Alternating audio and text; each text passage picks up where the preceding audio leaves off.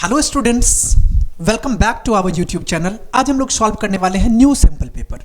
अब question number first से start करेंगे। यहाँ पे देखो, क्वेश्चन नंबर फर्स्ट में आपसे पूछा गया, आपको 1 to 20 तक के क्वेश्चन जो होंगे वो ऑब्जेक्टिव टाइप क्वेश्चन होंगे, जिसमें 18 तक के क्वेश्चन प्योर ऑब्जेक्टिव होंगे और 19 और 20 जो क्वेश्चन होंगे वो आपका एसर्शन रीजन बेस्ड क्वेश्चन होगा। यहां पे आपसे फर्स्ट में पूछा गया कि root n is a natural number such that n greater than 1। मतलब कहा गया कि रूट n जो है ये एक नेचुरल नंबर है और n जो है वो 1 से ग्रेटर है। इसका मतलब 1 से ग्रेटर है 2, 3, 4, 5, 6, 7 कुछ भी हो सकता है। कहा गया कि which of this can definitely be express as a product of primes. कह रहे कि इसमें से किसको डेफिनेटली आप प्रोडक्ट ऑफ प्राइम्स के फॉर्म में लिख सकते हो। यहां पे देखो कि रूट n को हम लोग लिख सकते हैं, n को भी लिख सकते हैं, लेकिन n/2 को हम लोग नहीं लिख सकते हैं। इसका मतलब हम लोग कह सकते हैं कि करेक्ट आंसर क्या हो जाएगा, ये 1 and 2 हो जाएगा। 1 and 2 कहां दिया गया, ये आपको ऑप्शन बी में दिखाई दे रहा है। इसका मतलब इसका करेक्ट आंसर ऑप्शन बी हो जाएगा।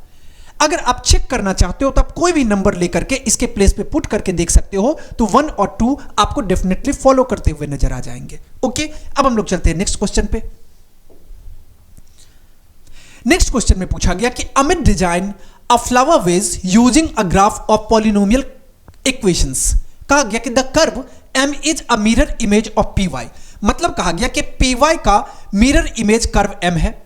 कहा गया कि विच पॉलिनोमियल रिप्रेजेंट कर्व m। यहां पे लिखा हुआ है कर्व m।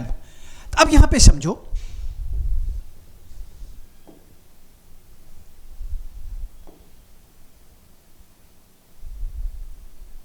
ओके।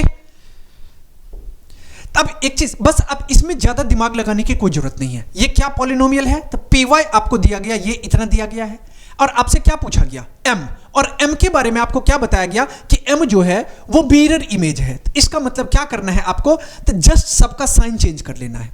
अगर सबका साइन चेंज करते हैं, ये आपको नेगेटिव दिख रहा है, इसका मतलब आपको पॉजिटिव लाना है। तो आपको क्या लाना है, तो py इक्वल्स टू होना चाहिए, माइनस में है तो प्लस में आ जाएगा 0.25 वाई क्यूब,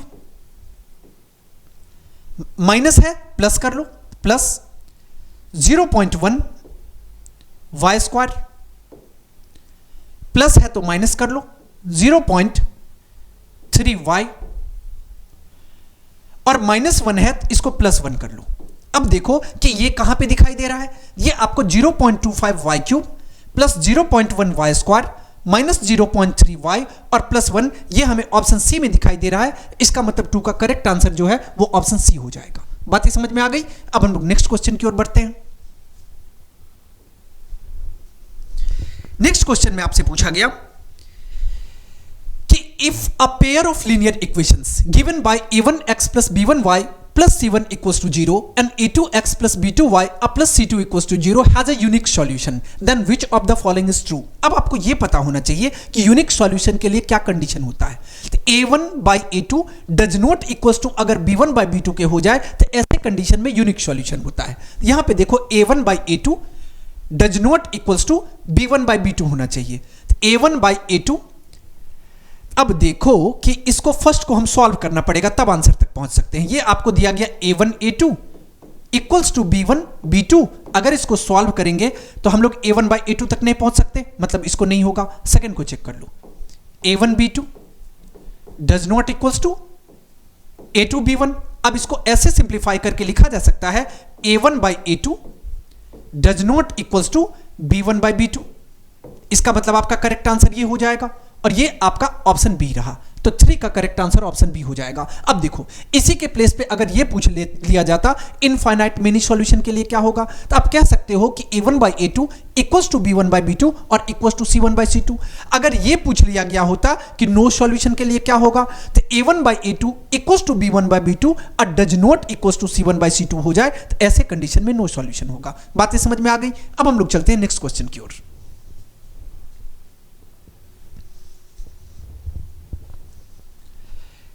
नेक्स्ट क्वेश्चन में आपसे पूछा गया कि digital image consist of pixels. Okay, कहा गया कि a pixels can be considered as the smallest unit on the display screen in a mobile और a computer. The number of pixels their size and the colors depend on the display screen and its graphic card. Display screen are rectangular in the shape and their size is defined as the length of diagonal. कहा गया कि Anmol is designing a web page for a display on a screen whose size is of the screen is 800 pixels. पूछा गया कि which of the following equations can be used to calculate the height of the screen. अब height of the screen, अब यहां पे समझो कि इस टाइप का शेप बनेगा,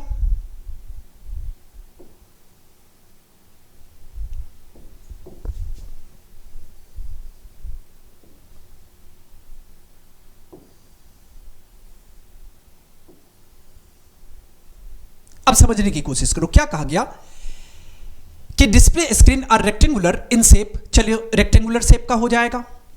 अब कह रहे हैं कि एंड देयर साइज, अभी हम ट्रायंगल फॉर्म किए, ये मत समझना ट्रायंगल शेप का। देखो अगर इसको ऐसे यहां से ज्वाइन कर दें और इसको यहां से ज्वाइन कर दें, अब ये किसका शेप का आ गया? रेक्टेंगल के शेप का आ गया। लेकिन हमें इसी पार्ट से काम है। सपोज करो कि ये ए बी है, इसको बी मान लो और इसको सी मान लो और इसको डी मान लो। क्या कहा गया कि यहां पे rectangular in shape and their size is different as the length of the diagonal.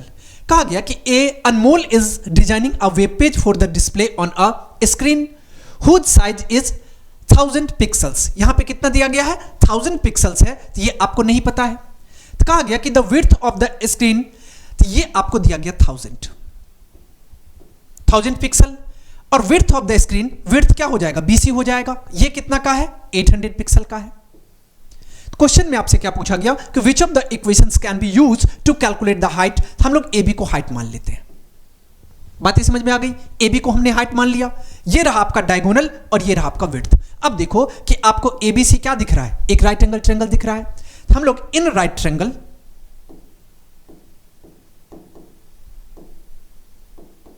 ABC, अब राइट एंगल ट्रायंगल में आप पाइथागोरस थ्योरम यूज कर सकते हो। पाइथागोरस थ्योरम क्या कहता है? h square equals to p square plus b square. यहां पे हाइपोटेनस क्या दिखाई दे रहा है? AC दिख रहा है। इसका मतलब AC स्क्वायर इक्वल हो जाएगा, परपेंडिकुलर क्या है? AB, AB स्क्वायर और प्लस बेस क्या है? BC, तो BC square.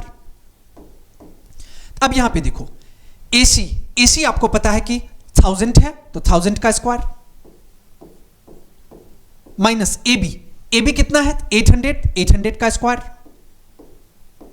Sorry equals to कितना आ जाएगा? AB, इट मींस 800 का स्क्वायर और प्लस BC। यहां से BC के प्लेस पे आपको नहीं पता है, हाँ BC के प्लेस पे हो जाएगा कितना? 800, क्योंकि देखो ये आपने विड्थ को 800 माना हुआ है।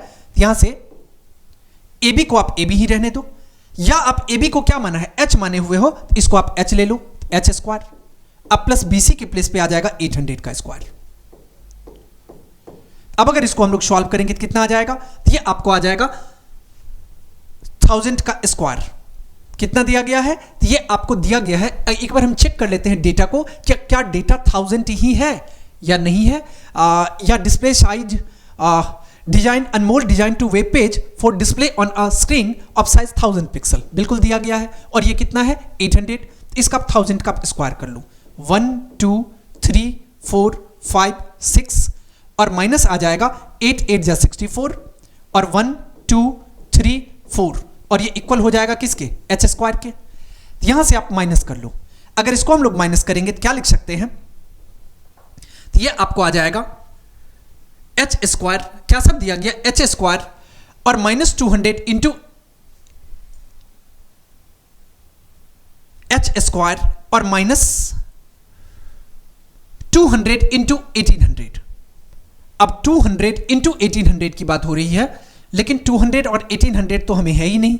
हमें क्या दिया गया है? तो 1000 दिया गया है और 800 दिया गया। एक बार क्वेश्चन को रीड कर लेते हैं। क्या कहा गया कि screen whose size is 1000 pixel. Screen का साइज कितना है? 1000 पिक्सल है। The width of the screen is 800 pixel. ये विड्थ 800 आ गया। अब इसको अगर आप माइनस करते हो तो कितना आ जाएगा? ये आ जाएगा 36000। 0 0 0 और 0 4 आ जाएगा। यहां पे 4 0 से 4 0 और ये कितना आ गया? 36 आ गया। और ये इक्वल किसके आ जाएगा, एच स्क्वायर के।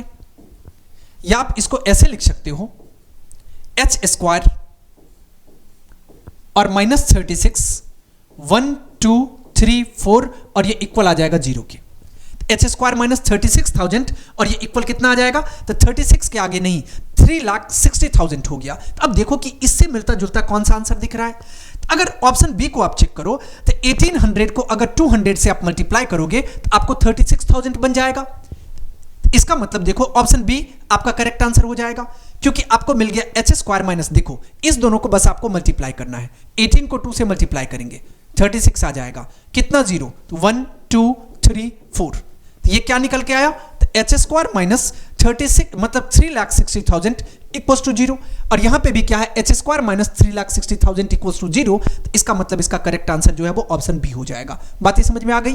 अब हम लोग चलते हैं नेक्स्ट क्वेश्चन की ओर।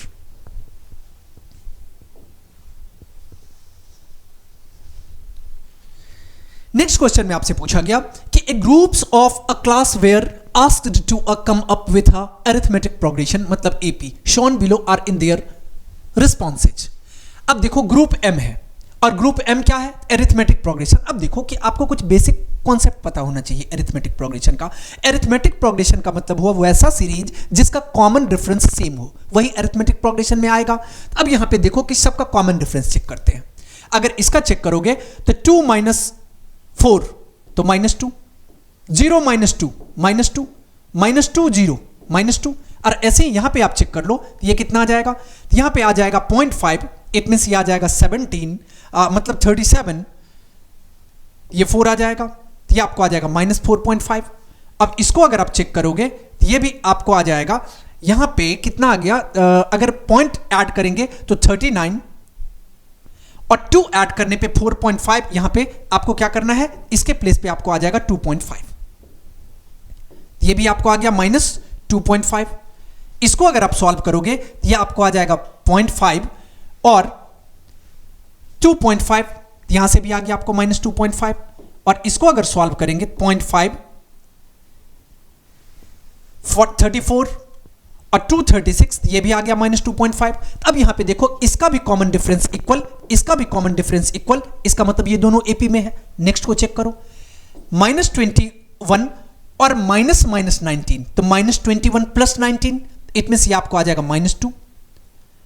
और इसके बाद यहां भी कितना आ जाएगा, -2, यहां पे भी कितना आ जाएगा, तो -2। इसका मतलब हम लोग कह सकते हैं इसका भी कॉमन डिफरेंस सेम है, इसका मतलब ये भी एपी में है। अब 4 को चेक कर लो। अब देखो -3 - 3 0, -3 - 3 0, -3 - 3 0, इसका भी कॉमन डिफरेंस सेम है। इसका मतलब हम लोग कह सकते हैं MNOP सभी के सभी किस में आ गए, एपी में आ गए। अब देखो कि सारे options it means all group MNOP किस में दिया गया, ये हमें ऑप्शन डी में दिखाई दे रहा है। इसका मतलब 5 का करेक्ट आंसर जो है वो ऑप्शन डी हो जाएगा। बातें समझ में आ गई। अब हम लोग चलते हैं नेक्स्ट क्वेश्चन की ओर। नेक्स्ट क्वेश्चन में आपसे पूछा गया कि triangle ABC is a triangle such that AB is to BC equals to 1:2. Point A lies on the y-axis and the coordinate of B and C are known. करके which of the following formula can definitely be used to find the coordinate of A। मतलब कहा गया कि coordinate of A पता करने के लिए आप कौन सा फॉर्मूला यूज करोगे। तो देखो फर्स्ट में आपको क्या दिया गया है, तो ये आपको दिया गया है, फर्स्ट है आपका सेक्शन फॉर्मूला और सेकंड है आपका डिस्टेंस फॉर्मूला। अगर देखो कि हम लोग डिस्टेंस फॉर्मूला अगर अप्लाई करेंगे तो इजी वे में आंसर फाइंड कर सकते हैं कोऑर्डिनेट ऑफ ए का। इसका मतलब हमें कौन सा ऑप्शन क्या आ जाएगा, डिस्टेंस फॉर्मूला। तो ओनली 2 किस में दिया गया, हमें बी ऑप्शन में दिया गया, मतलब 6 का करेक्ट आंसर जो है वो ऑप्शन बी हो जाएगा। ओके, अब हम लोग चलते हैं नेक्स्ट क्वेश्चन की ओर। नेक्स्ट क्वेश्चन में आपसे पूछा गया कि 3 पॉइंट्स, एक पॉइंट है जिसका कोऑर्डिनेट 0 0 है, सेकंड पॉइंट है जिसका कोऑर्डिनेट 3√3 है और थर्ड पॉइंट है जिसका कोऑर्डिनेट 3 और लेम्डा है। कह रहे कि फॉर्म एन इक्विलैटरल ट्रायंगल, तो लेम्डा किसके इक्वल होगा। अब एक बात बताओ कि अगर इक्विलैटरल ट्रायंगल का फॉर्मेशन होगा इसका मतलब तीनों साइड इक्वल हो जाएगा। हम लोग सपोज कर लेते हैं ये एक ट्रायंगल ABC है, इसको आप A मान लो, इसको B सपोज करते हैं और इसको C सपोज करते हैं। A का कोऑर्डिनेट कितना है 0 0, B का कोऑर्डिनेट कितना है 3√3 और सी का कोऑर्डिनेट कितना है 3 और लेमडा। और आपको क्या कहा गया क्वेश्चन में, ये एक इक्विलैटरल ट्रायंगल है। अब इक्विलैटरल ट्रायंगल होने का मतलब तीनों साइड इक्वल हो जाएगा। तो डिस्टेंस फॉर्मूला का यूज करते हुए पहले आप ए बी पता कर लो। ए बी का फॉर्मूला क्या होगा, डिस्टेंस फॉर्मूला होता है √x2 - x1 का स्क्वायर अब प्लस y2 - y1 का स्क्वायर, 3 - 0 का स्क्वायर प्लस y2 - y1 का स्क्वायर √3 - 0 का स्क्वायर। यहां से अगर इसको सॉल्व करेंगे तो ये आपको निकल के आ जाएगा 3 - 0, 3 का स्क्वायर करने पे 9 प्लस √3 का स्क्वायर करने पे कितना आ जाएगा, ये आपको √12 आ गया। इसके बाद आप AC फाइंड कर लो। AC इक्वल्स टू क्या हो जाएगा, √x2 - x1 का स्क्वायर प्लस y2 - y1 का स्क्वायर। यहां से फाइंड करेंगे तो ये आपको आ जाएगा 3 - 0 का स्क्वायर और प्लस लेमडा और -0 का स्क्वायर। तो ये कितना निकल के आ गया, ये इसको अगर हम सॉल्व करेंगे तो ये आपको आ गया 3 - 0 तो 3 और 3 का स्क्वायर करने पे 9 प्लस लेमडा -0 तो लेमडा, तो ये लेमडा का स्क्वायर हो जाएगा। अब एक चीज आपको पता है कि ये इक्विलैटरल ट्रायंगल है, तो हम लोग थर्ड साइड क्यों फाइंड करेंगे, दो साइड को कंपैरिजन करके आंसर तक पहुंच सकते हैं। अब दोनों साइड को कंपैरिजन करो, हमें यह पता है कि दोनों साइड इक्वल होगा, इसका मतलब ए बी इक्वल हो गया किसके, AC के। अब ए बी AC के इक्वल हो गया तो यहां पे ए बी कितना दिया गया है, तो आपको √12 दिया गया और ये किसके इक्वल आ जाएगा, तो 9 प्लस लेमडा के स्क्वायर का, √9 प्लस लेमडा का स्क्वायर। यहां पे रूट से रूट कैंसिल, तो यहां से 12 और -9 और ये इक्वल हो जाएगा लेमडा के स्क्वायर का। तो 12 - 9 इट मींस 3 और ये इक्वल हो जाएगा लेमडा के स्क्वायर का। तो देयरफॉर लेमडा इक्वल्स टू कितना आ जाएगा, ये आपको आ जाएगा √3 या प्लस माइनस √3 कह सकते हो। ये कहां पे दिया गया, ये हमको कहीं भी ऑप्शन में नहीं दिखाई दे रहा है, इसका मतलब 7 का करेक्ट आंसर ऑप्शन डी हो जाएगा। बातें समझ में आ रही है। अब हम लोग चलते हैं नेक्स्ट क्वेश्चन की ओर।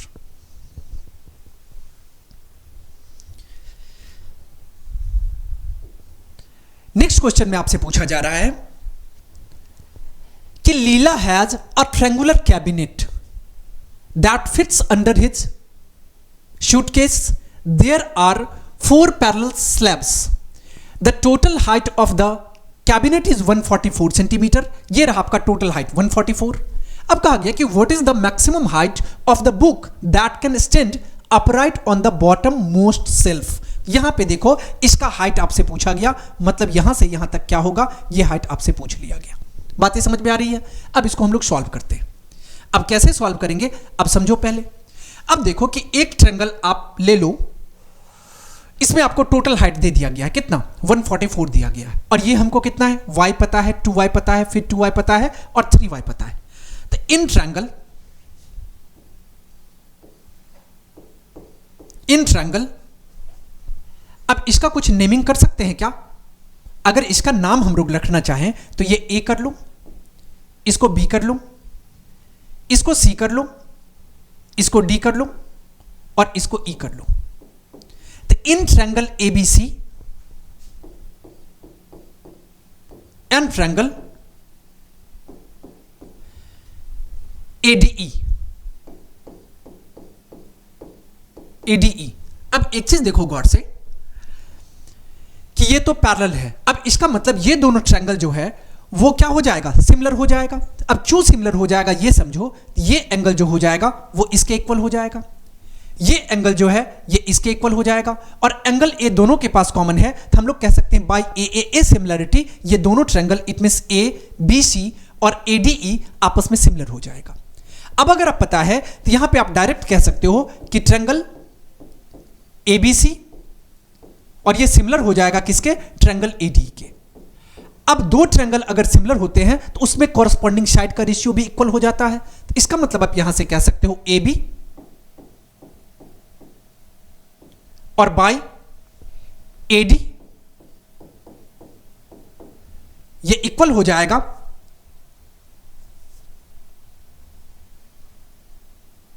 BC। AB अब बाय AD ये इक्वल हो जाएगा किसके, यहां से आप ले लो, इसका अगर हम BC लेते हैं तो क्या BC हमारे काम आएगा, बिल्कुल आएगा। तो BC और बाय DE, D, और ये इक्वल किसके आएगा, AB AD को हमने ले लिया, इसके बाद BC और D को हमने ले लिया, अब AC, अब बाय AE, अब AC बाय AE आ गया, AC अब बाय AE। अब हम लोग देखते हैं हमारे काम का क्या सब है। हमारे काम का है AB बाय AD, ये इक्वल हो जाएगा AC और बाय AE के। अब यहां पे वैल्यू पुट करो, AB कितना है, ये टोटल आपको AB कितना दिया गया 144, यहां पे आप 144 ले लो, बाय AD, AD कितना है, AD तो आपको नहीं पता, इसको आप AD ही रहने दो, इक्वल्स टू AC, AC कितना है, ये आपको दिया गया है, अब AC है, ये हमें कितना दिया गया है, तो y plus 2y plus 2y plus 3y, तो 3 और 2 5, 5 और 2 7, और ये 1 8y,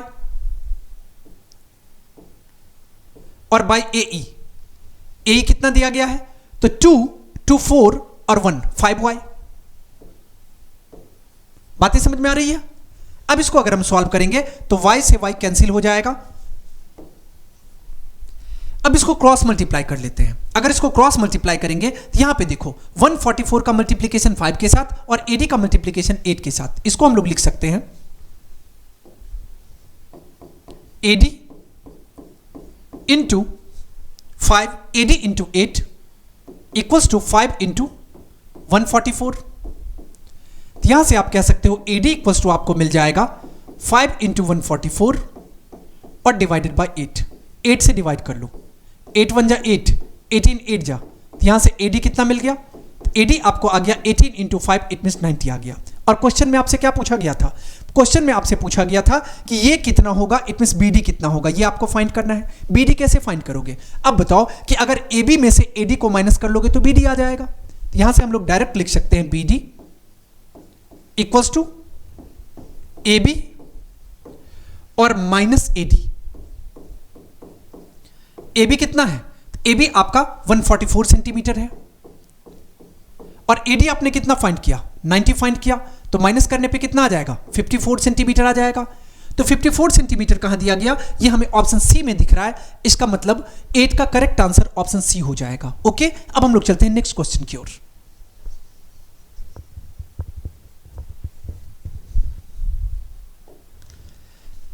नेक्स्ट क्वेश्चन में आपसे पूछा गया है कि in the given figure, in the figure below triangle PXY is formed using 3 tangent to a circle centered O. Okay, कार्य के based on the constructions the sum of the tangent PA and PB is, मतलब PA और PB का जो सम है वो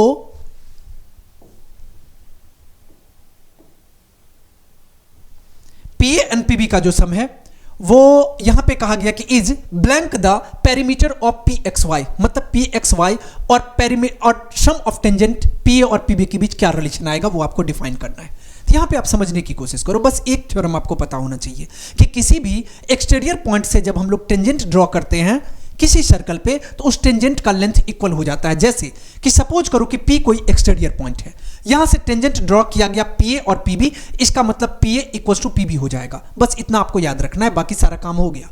अब एक चीज समझो यहां से कि PA और PB इक्वल हो जाएगा, तो PA इक्वल्स टू PB हो जाएगा।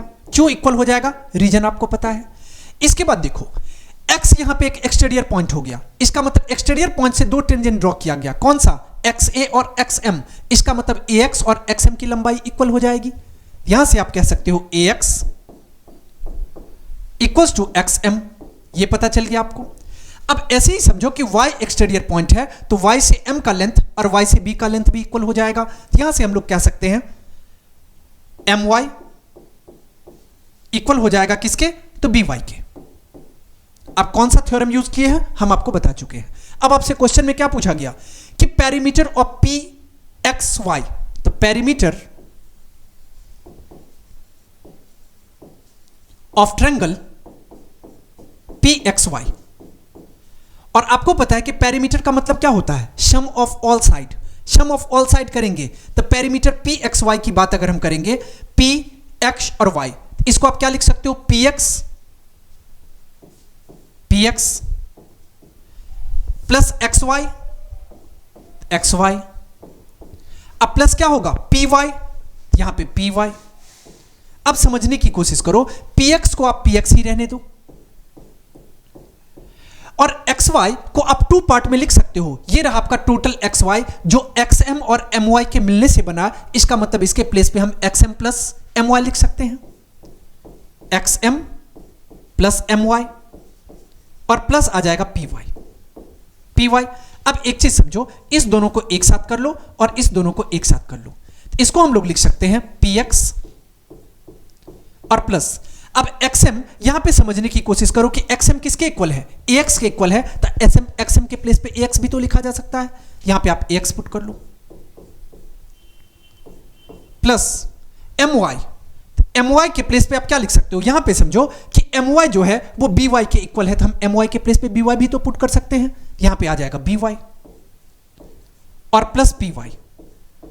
अब आप फिगर से समझने की कोशिश करो कि जब px और ax को ऐड करेंगे तो क्या बनेगा। अब बोलोगे कि सर अगर px और ax को ऐड करेंगे तब तो ये pa बन जाएगा, इसका मतलब ये pa आ गया, प्लस जब py और by को ऐड करेंगे, ये रहा आपका py, ये रहा आपका by, ऐड करने पे क्या बन गया, pb बन गया, तो यहां से आपको क्या आ गया, pb आ गया। इसका मतलब आपको क्या आ गया, pa इक्वल्स टू pb, और यहां पे sum of pa and pb, इसका मतलब रिलेशन किसका आ गया, इक्वल टू का रिलेशन आ गया। इक्वल टू कहां पे दिया गया, ये हमें ऑप्शन सी में दिख रहा है, मतलब 9 का करेक्ट आंसर ऑप्शन सी हो जाएगा। बातें समझ में आ गई। अब हम लोग नेक्स्ट क्वेश्चन की ओर बढ़ते हैं।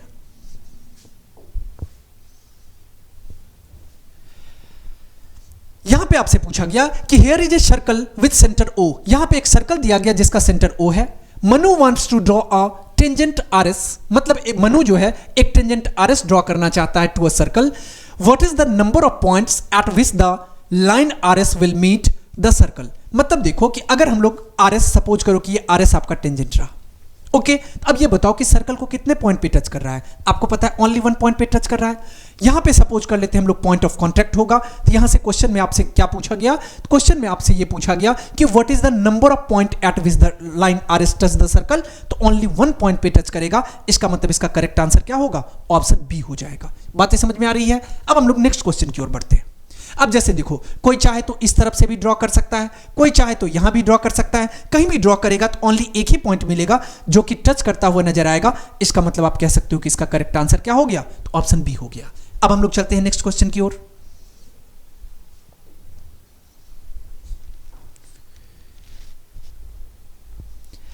अब नेक्स्ट क्वेश्चन में आपसे पूछा गया कि if cos y equals to 0, तो then what is the value of 1/2 cos y/2। Okay, अब यहां पे समझो 1/2 और cos y/2 है। ओके, अब यहां पे समझो हमें क्या दिया गया है, हमें पता है ये कि cos y इक्वल है 0 के। अब आपको इतना पता होगा कि cos y, अब cos में कितना का वैल्यू 0 के इक्वल होता है, अब बोलोगे सर cos 90 का वैल्यू 0 होता है, इसका मतलब इसके प्लेस पे अगर हम cos 90 डिग्री लिख लें तो कोई ऑब्जेक्शन नहीं होगा। अब यहां पे cos से cos को आप कैंसिल कर लो, तो y कितना मिल गया आपको, 90 डिग्री का मिल गया। अब y जब 90 डिग्री का मिल गया तो आपसे क्वेश्चन में क्या पूछा गया, क्वेश्चन में पूछा गया 1/2 cos y/2। इसको आप ऐसे लिख सकते हो 1/2 और इनटू cos y आपने कितना फाइंड किया 90, तो ये 90/2 आ जाएगा। इसको आप लिख सकते हो 1/2 और into cos 90/2, it means cos 45 degree, cos 45 degree. अब आपको यह पता होगा 1/2 और cos 45 कितना डिग्री के इक्वल होता है। अब बोलोगे सर 1/√2 के इक्वल होता है, यहां पे हम 1/√2 पुट कर लेते हैं, √2 पुट करते हैं, 1 को 1 से मल्टीप्लाई करेंगे 1 और 2 को √2 से मल्टीप्लाई करेंगे 2√2। अब देखो 1/2√2 कहां दिखाई दे रहा है, यह हमें डी में दिखाई दे रहा है, इसका मतलब 11 का करेक्ट आंसर ऑप्शन डी हो जाएगा। अब हम लोग बढ़ते हैं नेक्स्ट क्वेश्चन की ओर।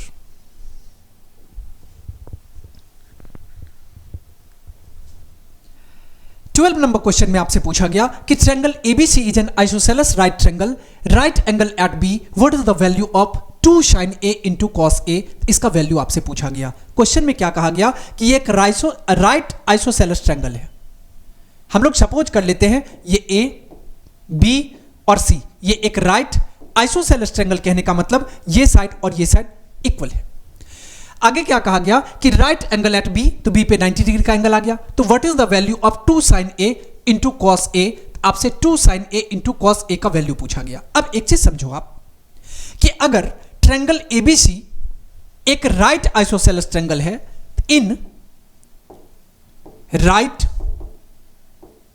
Isosceles triangle ABC. अब एक चीज बताओ कि एक इसमें आप कह सकते हो angle A plus angle B और प्लस एंगल सी, ये कितना आ जाएगा 180 डिग्री आ जाएगा। लेकिन इससे पहले कुछ कॉन्सेप्ट को डिस्कस करते हैं। अब ये अगर 90 का होगा तो ये बिल्कुल क्लियर है कि ये एंगल भी कुछ होगा और ये एंगल भी कुछ होगा, और आपको ये पता है कि दो साइड इक्वल है, और आपने पढ़ रखा है थ्योरम में कि अगर दो साइड इक्वल होगा तो उसके सामने का एंगल भी इक्वल हो जाएगा। इसका मतलब इसके सामने, इस साइड के सामने ये एंगल, इसको भी x मान लो, इस साइड के सामने ये एंगल, इसको भी x मान लो, या आप हम लोग कह सकते हैं इसको angle A x, angle B 90 degree, angle C को x माना, और ये इक्वल आ गया कितना 180 डिग्री के। तो इसको हम लोग लिख सकते हैं 2x प्लस 90 डिग्री, और ये इक्वल हो जाएगा 180 डिग्री के। यहां से आप कह सकते हो कि 2x इक्वल टू कितना आ गया, तो 180 और minus 90, it means direct 90 degree लिख सकते हैं। x कितना आ गया, x आपको आ गया 90/2, इट मींस 45 डिग्री। अब x आपको मिल गया 45 डिग्री, तो इसका मतलब आप x के प्लेस पे आपको एंगल मिल गया, और वो एंगल कितना का मिला, तो 45 डिग्री का। ये एंगल रहा आपका 45 डिग्री, 45, ये भी आ गया आपको 45। तो क्वेश्चन में आपसे क्या पूछा गया, क्वेश्चन में पूछा गया 2 sin a इंटू कॉस ए। अब इसका वैल्यू आप फाइंड कर लो, 2 sin a और इंटू कॉस ए। इसको अगर हम सॉल्व करेंगे तो 2 इंटू साइन, और a आपने कितना फाइंड किया 45 डिग्री, 2 sin 45 डिग्री और इंटू कॉस 45 डिग्री। और आपको इतना पता होगा कि sin 45 का जो वैल्यू होता है वो 1/√2 के इक्वल होता है। यहां से 1/√2 आ जाएगा और इंटू 1/√2 आ जाएगा। इसको हम लोग लिख सकते हैं 2 और बाई √2 को √2 से मल्टीप्लाई करने पे 2, और 2/2 कहने का मतलब 1 आ गया। तो 1 कहां पे दिया गया, ये हमें ऑप्शन बी में दिख रहा है। इसका मतलब 12 का करेक्ट आंसर जो है वो ऑप्शन बी हो जाएगा। बातें समझ में आ गई। अब हम लोग नेक्स्ट क्वेश्चन की ओर चलते हैं।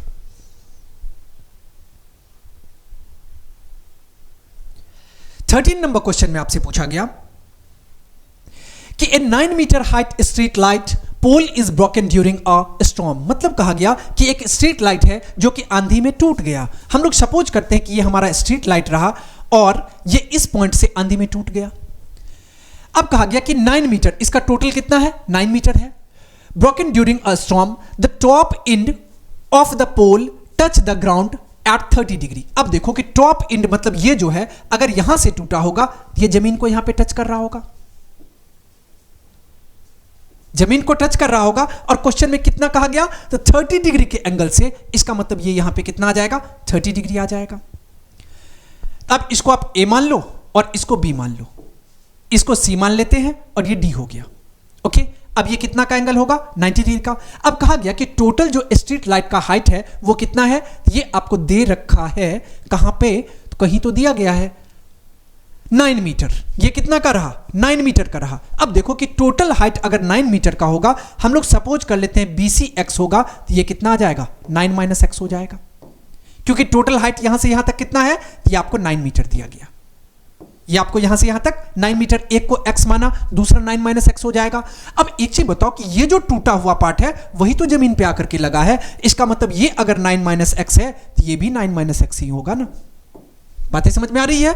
अब हम लोग चलते हैं यहां पे सॉल्व कर लेते हैं। अब रिलेशन किसका है, तो रिलेशन हमें हाइपोटेनस और परपेंडिकुलर का दिख रहा है। साइन थीटा यूज कर सकते हैं, तो साइन 30 डिग्री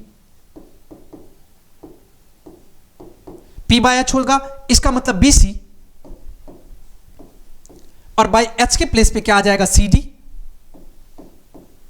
अब साइन 30 का वैल्यू आपको पता होगा 1/2 होता है, तो 1/2 इक्वल्स टू BC x है और CD 9 - x है। क्रॉस मल्टीप्लाई कर लो, यहां से हम लोग कह सकते हैं कि 9 - x इक्वल्स टू 2x आ जाएगा, या आप इसको ऐसे भी लिख सकते हो 9 equals to 2x plus x, it means 3x। तो x इक्वल्स टू कितना आ गया, तो 9/3, इट मींस 3 आ गया। x कितना मिल गया 3 मिल गया।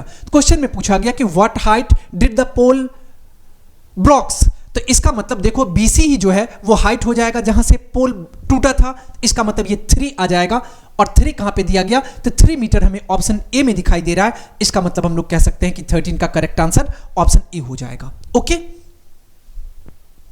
अब हम लोग चलते हैं नेक्स्ट क्वेश्चन की ओर। नेक्स्ट क्वेश्चन में आपसे पूछा गया, पहले इसको यहां पे ले आते हैं हम लोग,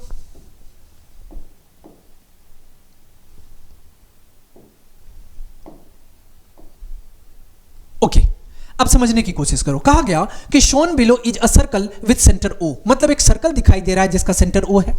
कहा गया कि the shaded sector of the circle has an angle of 280 degree, ये जो शेडेड सेक्टर है उसका एंगल 280 का है।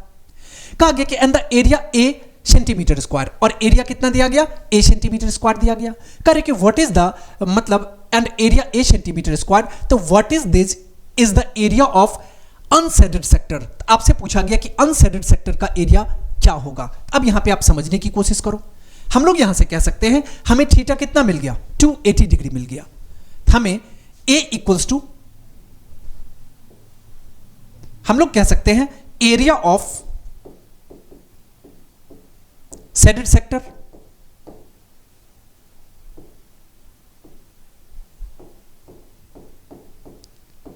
अब एरिया ऑफ शेडेड सेक्टर का फॉर्मूला क्या होगा, अब बोलोगे sir pi r square theta by 360 degree होता है, यहां से आपको मिल जाएगा pi r square theta by 360 degree. और क्वेश्चन में आपको यह दे रखा है कि 280 degree angle and the area 1 centimetre square. अब एरिया कितना दिया गया है, 1 सेंटीमीटर स्क्वायर दिया गया है, यहां से आप एरिया कितना है, A सेंटीमीटर स्क्वायर है, इसके प्लेस पे हम लोग डायरेक्ट चाहें तो A लिख सकते हैं, कोई प्रॉब्लम नहीं, A आ गया। और ये A इक्वल टू कितना आ जाएगा, तो पाई आर स्क्वायर, और थीटा के प्लेस पे आपको पता है कि 280 है, 280 और बाई 360। अब इसको आप ऐसे लिख सकते हो, इसको हम लोग लिख सकते हैं A इंटू 360 और बाई 280, और ये इक्वल हो जाएगा पाई आर स्क्वायर के। अब देखो कुछ डिवाइड कर सकते हो आप, अगर डिवाइड करोगे तो यहां से इसको कैंसिल कर लो, 14 2 जा 28, 18 2 जा 36, 7 2 जा 14 और 9 2 जा 18, तो यहां से आपको आ गया pi r square equals to 9a by 7, 9a by 7। Okay, अब यहां पे समझो, अभी काम खत्म नहीं हुआ। क्वेश्चन में आपसे क्या पूछा गया, तो area of the unshielded sector, इसका मतलब ये एरिया आपसे पूछ लिया गया, तो हम लोग area of unshaded sector find कर लेते हैं। एरिया ऑफ अनशेडेड सेक्टर, अब इसका भी same formula, area of sector का फॉर्मूला क्या होता है, pi r square theta by 360 degree, तो pi r square theta by 360। अब बोलोगे कि सर इस थीटा के बारे में तो कुछ पता ही नहीं है, कैसे पता करेंगे। अब आपको यह पता है कि किसी भी पॉइंट पे टोटल 360 डिग्री का एंगल फॉर्म्ड होता है, तो ये अगर इतना पार्ट 280 का हो गया तो रिमेंस पार्ट कितने होंगे, तो 360 माइनस 280, 0 आ जाएगा, 16 माइनस 8 8 आ जाएगा, इट मींस 80 डिग्री आ जाएगा। तो ये आपको आ गया कितना, 80 डिग्री का। अब यहां पे आप थीटा के प्लेस पे 80 डिग्री पुट कर लो, तो ये आपको आ जाएगा पाई आर स्क्वायर 80 और डिवाइडेड बाय 360। अब आपने इक्वेशन फर्स्ट में देखो कि पाई आर स्क्वायर का वैल्यू आपने फाइंड कर रखा है कितना, 9a बाई 7, तो ये आपको आ जाएगा 9a बाई 7 इंटू 80 और इंटू 360, इंटू 80 और इंटू कितना आ जाएगा 360। अब यहां पे इसको आप डिवाइड करने की कोशिश करो, 9 1 जा 9, 9 4 जा 36, 40 आ जाएगा, 41 जा 40, 42 जा 80, तो ये कितना आ गया आपको, ये आपको आ गया 2a बाई 7, और 2a बाई 7 कहां दिखाई दे रहा है, ये आपको 2a और बाई 7 ये आपको ऑप्शन ए में दिखाई दे रहा है, या जिसको आप 2 बाई 7 a सेंटीमीटर स्क्वायर कह सकते हो, यहां पे सेंटीमीटर स्क्वायर लगा लो, ये आपको ऑप्शन ए में दिखाई दे रहा है, इसका मतलब 14 का करेक्ट आंसर ऑप्शन ए हो जाएगा। ओके, अब हम लोग चलते हैं नेक्स्ट क्वेश्चन की ओर।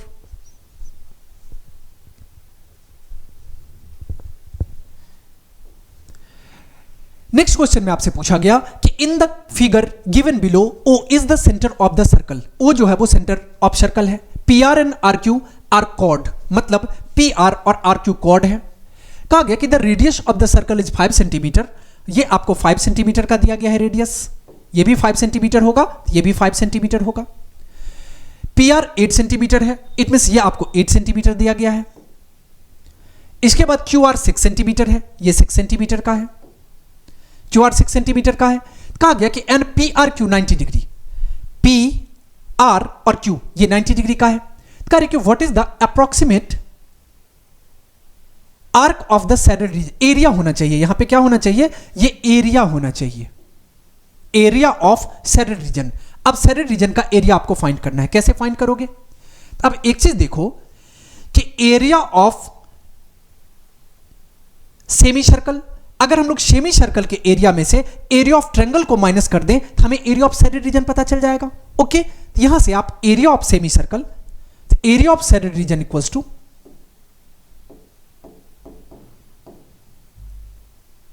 Saddle region, area of semi circle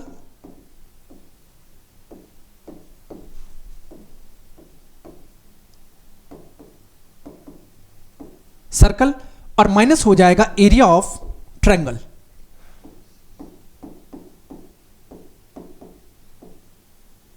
okay, अब देखो यहां से अगर हम सॉल्व करें तो एरिया ऑफ सेमी सर्कल का फॉर्मूला क्या हो जाए, पाई आर स्क्वायर बाय 2,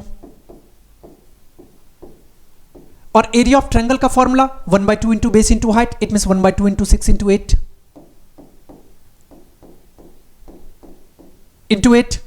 अब यहां पे पाई को आप पाई ही रहने दो, पाई इंटू, अब रेडियस, रेडियस कितना दिया गया 5 सेंटीमीटर, यहां से आपको आ जाएगा 5 इंटू 5 बाई 2 और माइनस, इसको अगर आप सॉल्व करते हो तो यहां से कितना आ जाएगा, ये आपको आ जाएगा 2 1 2। या आप इसको एक चीज करो कि हमें आंसर कैसे दिया गया है, तो हमें दिया गया है कि इस टाइप से आंसर दिया गया है, तो इसको हम लोग लिख सकते हैं 25/4 पाई और माइनस 24। अब इसको सॉल्व करके देखो कि 2 से करेंगे डिवाइड तो 3 आ जाएगा, 8 3 जा 24। इसको हम लोग लिख सकते हैं 25 बाई, क्योंकि 5 को 5 से मल्टीप्लाई करने पे 25, तो 25 पाई बाई 2 और माइनस 24। अब देखो 25 बाई 2 पाई और माइनस 24, ये हमें कहां दिखाई दे रहा है, ये हमें ऑप्शन बी में दिखाई दे रहा है। इसका मतलब 15 का करेक्ट आंसर जो है वो ऑप्शन बी हो जाएगा। ओके, अब हम लोग चलते हैं नेक्स्ट क्वेश्चन की ओर।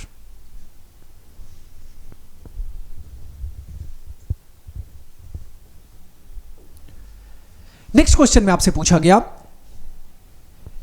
कि Romi is blindfolded and asked to pick one ball from each of the jar. कहा गया कि the chance of Romi picking a red ball is same. अब रेड बॉल सेम किस में आ रहा है, अब एक चीज समझो, जब भी कभी प्रोबेबिलिटी की बात होगी तो आपको total number of possible outcomes पता होना चाहिए और total number of favourable outcomes पता होना चाहिए, बस हो गया, प्रोबेबिलिटी का काम खत्म। अब यहां पे समझो, अगर इसकी बात करें तो टोटल नंबर ऑफ बॉल कितना है, तो बोलोगे सर 4 + 4 8 है, इसका मतलब total number of possible outcomes क्या हो गए, 8 हो गए। इसकी प्रोबेबिलिटी फाइंड कर लो। हमें क्या फाइंड करना है, किस बॉल के बारे में कहा गया, तो रेड बॉल के बारे में। अगर हम लोग प्रोबेबिलिटी ऑफ आर फाइंड करते हैं, इट मींस रेड बॉल, तो यहां पे फेवरेबल आउटकम्स कितने होंगे, तो जितने रेड बॉल्स हैं, कितने हैं रेड बॉल्स, 4 रेड बॉल्स हैं, बाय टोटल पॉसिबल आउटकम्स कितने होंगे, 4 + 4 8, इट मींस यहां से आपको 1/2 आ गया। अब इसमें फाइंड कर लो प्रोबेबिलिटी ऑफ रेड बॉल। अब इसका रेड बॉल फाइंड करेंगे तो देखो टोटल पॉसिबल आउटकम्स कितने हो गए, तो 3 + 3 6 हो गए। फेवरेबल आउटकम्स कितने हो गए, तो जितने रेड होंगे उतने ही फेवरेबल होंगे, इट मींस 3 आ गया, तो 3 1 जा 3 3 2 जा 6, ये आपको 1/2 आ गया। अब इसमें आ जाओ, अब यहां पे प्रोबेबिलिटी ऑफ रेड फाइंड करो। यहां से देखो total number of favourable outcomes कितने हैं, 4 है। Total number of possible outcomes, it means total number of ball 4 + 2 6, यहां से कितना आ गया, 2 2 जा 4 और 3 2 जा 6, ये आपको 2/3 आ गया। और क्वेश्चन में क्या पूछा गया कि रेड के सेम होने के क्या है, तो यहां पे देखो किसमें रेड सेम दिख रहे हैं, तो आपको जार 1 में और जार 2 में रेड के सेम होने के चांसेस दिख रहे हैं। तो यहां पे क्या आ जाएगा, तो जार 1 और 2 किस में दिया गया, ये हमें ऑप्शन सी में दिया गया, मतलब 16 का करेक्ट आंसर ऑप्शन सी हो जाएगा। बातें समझ में आ रही है। अब हम लोग नेक्स्ट क्वेश्चन की ओर बढ़ते हैं। नेक्स्ट क्वेश्चन में आपसे पूछा गया कि 2 dice are rolled simultaneously, what is the probability that 6 will come up at least once. मतलब कहा गया कि 2 डाइस को साइमल्टेनियसली रोल किया गया, तो आपसे पूछा गया कि एट लीस्ट 1 6 आने की क्या प्रोबेबिलिटी है। अब सबसे पहले हम आपको अभी बता चुके हैं कि total number of possible outcomes पता होने चाहिए और total number of favourable outcomes पता होना चाहिए। तो यहां पे देखो कि अगर 2 डाइस को थ्रोन करेंगे तो क्या सब पॉसिबिलिटी होगा, तो 1 1 1 2 1 3 1 4 1 5 और 1 6। इसके बाद 2 1 2 2 2 3 2 4 2 5 और 2 6। 3 1 3 2 3 3 3 4 3 5 और 3 6। 4 1 4 2 4 3 4 4 4 5 और 4 6। 5 1 5 2 5 3 5 4 5 5 और 5 6। इसके बाद 6 1 6 2 6 3 6 4 6 5 और 6 6। अब चलो, अब देखो टोटल कितना आ जाएगा, total possible outcomes 6 into 6 it means 36। Total possible outcomes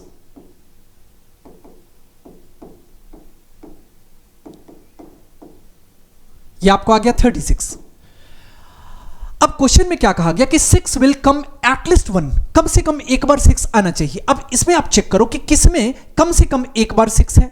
अब बोलोगे कि सर इसमें एक बार 6 है। अब देखो 6 वाला तो सब आ जाएगा, इट मींस यहां से यहां तक ये तो आपको टोटल मिल जाएगा, एटलीस्ट सब में 1 टाइम्स 6 है।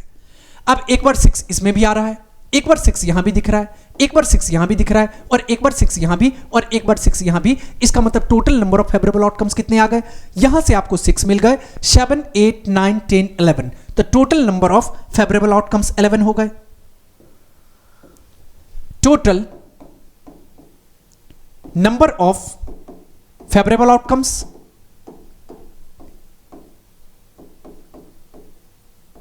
ये आपको 11 आ गए। क्वेश्चन में आपसे क्या पूछा गया, the probability of at least 1 times 6, इसका मतलब आप प्रोबेबिलिटी फाइंड कर लो, तो रिक्वायर्ड प्रोबेबिलिटी क्या हो जाएगी, तो ये आपको आ जाएगा total number of favourable outcomes it means 11 by total number of possible outcomes it means 36। कितना आ जाएगा, 11 बाय 36 रिक्वायर्ड प्रोबेबिलिटी हो जाएगी। 11 बाय 36 कहां दिखाई दे रहा है, ये हमें ऑप्शन सी में दिख रहा है, इसका मतलब 17 का करेक्ट आंसर ऑप्शन सी हो जाएगा। ओके, अब हम लोग चलते हैं नेक्स्ट क्वेश्चन की ओर।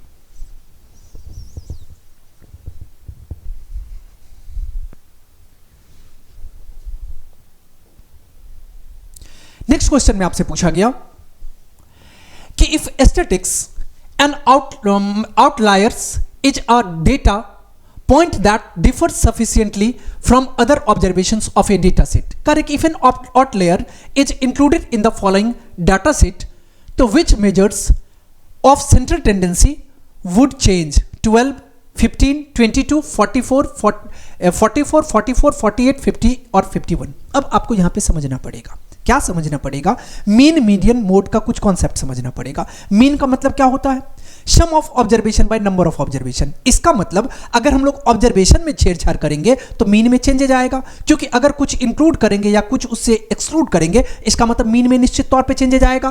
तो यहां पे देखो, तो किसमें आपको दिया गया ओनली मीन, तो यहां पे हम लोग कह सकते हैं कि हमको ऑप्शन ए में ओनली मीन दिखाई दे रहा है, इसका मतलब आपका करेक्ट आंसर जो है वो ऑप्शन ए हो जाएगा। ओके, ओनली मीन में चेंजेज आएगा। ओके, अब हम लोग चलते हैं नेक्स्ट क्वेश्चन की ओर। अब हम लोग सॉल्व करेंगे क्वेश्चन नंबर 19 नंबर क्वेश्चन में आपसे पूछा गया कि a statement of assertion is followed by a statement of reason R, choose the correct option. Assertion में दिया गया in a right circular cone the cross sections made by the plane parallel to the base of circle. मतलब कहा गया कि ये अगर आपको क्या दिया गया, राइट सर्कुलर कोन दिया गया, ये राइट सर्कुलर कोन रहा। अब क्या कहा गया कि the cross sections made by the plane, अगर हम लोग यहां पे ये अगर फिगर ड्रॉ कर लेते हैं ये, तो क्या कहा गया कि ये जो है वो पैरेलल हो जाएगा बेस के, ये बिल्कुल बेस के पैरेलल हो जाएगा, मतलब ये स्टेटमेंट ट्रू रहा। सेकंड में क्या कहा गया कि if the volume of the surface area of solid hemisphere are numerically equal the diameter of the hemisphere is 9 unit. तो यहां पे कहा गया कि surface area of solid hemisphere, इसका फॉर्मूला क्या होता है 2/3 πr3, और ये इक्वल किसके है, तो न्यूमेरिकली इक्वल है यहां पे सरफेस एरिया ऑफ हेमिस्फीयर और ये वॉल्यूम के इक्वल है। अब आपको पता है कि सरफेस एरिया का फॉर्मूला क्या होता है 3πr² होता है, 3πr², 2/3 πr³ होता है, ये फॉर्मूला क्या होता है 2/3 πr³। अब यहां से देखो कि पाई से पाई कैंसिल हो गया, r² से r कैंसिल हो गया, इसको हम लोग लिख सकते हैं 2/3r और ये इक्वल हो जाएगा 3 के। तो यहां से आप कह सकते हो कि r इक्वल्स टू कितना आ गया, ये r इक्वल्स टू आपको आ गया 3 × 3 और बाई 2, इट मीन्स कितना आ गया 9/2। अब देखो कि r अगर 9/2 आ गया तो आपको डायमीटर कहा गया कि 9 यूनिट का होना चाहिए, तो d इक्वल्स टू क्या होता है फॉर्मूला आपको पता है 2 × रेडियस डायमीटर के इक्वल होता है, इसका मतलब 2 × 9/2,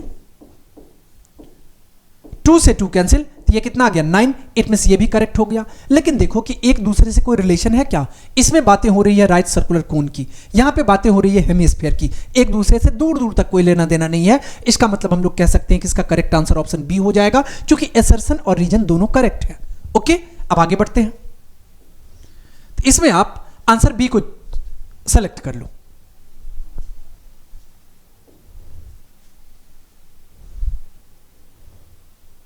नेक्स्ट होगा क्वेश्चन नंबर 20 में आपसे पूछा गया कि statement of assertion A is followed by the statement of reason R, choose the correct option. Assertion में दिया गया if nth term of an AP is 2n + 1, मतलब आपको an दे रखा है कितना, तो 2n + 1, और इसके बाद then the sum of the first 3 term is 15। आपको यह चेक करना है कि सम और फर्स्ट 3 टर्म जो होगा वो 15 के इक्वल होगा। तो यहां से nth टर्म हमको दे रखा है, तो पहले हम लोग क्या करते हैं, तो फर्स्ट टर्म पता कर लेते हैं। तो a1 अगर पता करेंगे तो ये कितना आ जाएगा, तो 2 × 1 + 1, इट मींस 3 आ जाएगा। a2 पता कर लो, ये कितना आ जाएगा, तो 2 × 2 और +1, 5 आ जाएगा। अब a3 पता कर लो, a3 अगर हम लोग पता करेंगे तो 2 × 3 + 1, ये कितना आ जाएगा, 3 × 2 = 6 और 1 7 आ जाएगा, ये आपको आ गया। और क्वेश्चन में कहा गया कि फर्स्ट 3 टर्म का सम 15 हो जाएगा। यहां पे डायरेक्ट आप SN का फॉर्मूला भी अप्लाई कर सकते हो या डायरेक्ट देख सकते हो, 7 5 13, 7 5 12 और 3 15, यहां पे कितना लिया 15 आ गया, इसका मतलब ये करेक्ट होगा। या आप चाहो तो SN का फॉर्मूला भी अप्लाई करके यहां पे पुट कर सकते हो। अब आगे बढ़ते हैं, रीजन में कहा गया कि the sum of first 16 term of an AP is 420, मतलब आपको कहा गया कि S16 जो होगा वो 420 के इक्वल होगा। आप S16 पहले फाइंड कर लो। S16 का फॉर्मूला क्या होगा, इसका फॉर्मूला होता है SN का formula n/2 × 2a + n - 1 × d। इसका मतलब n/2 कहने का मतलब 16/2 और इंटू 2a, a यहां पे कितना है 10 है, इसका मतलब 2 × 10 प्लस n - 1, इसका मतलब 16 - 1 इंटू डी। कॉमन डिफरेंस कितना है, तो 6 - 10, इट मींस -4 के, यहां से कॉमन डिफरेंस आ गया आपको -4। बातें समझ में आ रही है। इसको आप कह सकते हो 16/2, इट मींस 8, 10 को 2 से मल्टीप्लाई करेंगे तो 20, और 16 - 1 15, और 15 इंटू ये आ जाएगा -4। अब इसको अगर हम सॉल्व करेंगे तो 8 × 20 और -15, 4 × 60, कितना आ गया, ये आपको आ गया 8 × -40, इट मींस -320 आ गया। और आपसे क्वेश्चन में क्या पूछा गया था, क्वेश्चन में आपको दिया गया कि 420 के इक्वल होगा, ये कतई नहीं हो सकता। इसका मतलब ये क्या हो जाएगा, रॉन्ग, और फर्स्ट करेक्ट और सेकंड रॉन्ग, तो ये क्या होगा, ऑप्शन सी होगा। इसका मतलब इसका करेक्ट आंसर जो है वो ऑप्शन सी हो जाएगा। ओके, अब हम लोग चलते हैं नेक्स्ट क्वेश्चन की ओर।